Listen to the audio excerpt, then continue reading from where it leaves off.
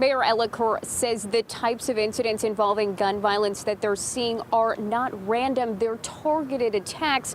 Residents say more needs to be done to keep them safe in their communities, including having programs to keep at-risk youth from getting into trouble and keeping guns off the streets. New Haven residents pleading for the violence to stop. None of us can ever imagine what it's like to lose a child. And I see some of my sisters in here that lost theirs, right? You can't imagine that, but imagine this. Every night you go home, or you're waking up to gunshots.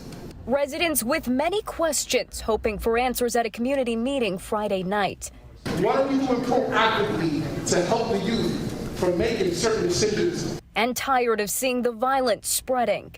People on the ground, on Hemingway, you're coming up the Bouchette, finding people shot in the parking lot.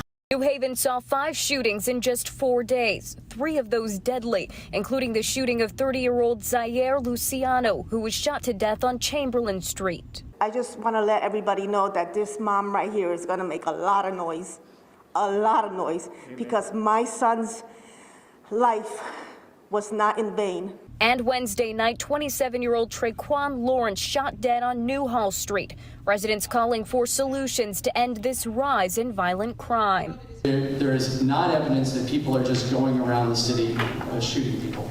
These are people that know each other.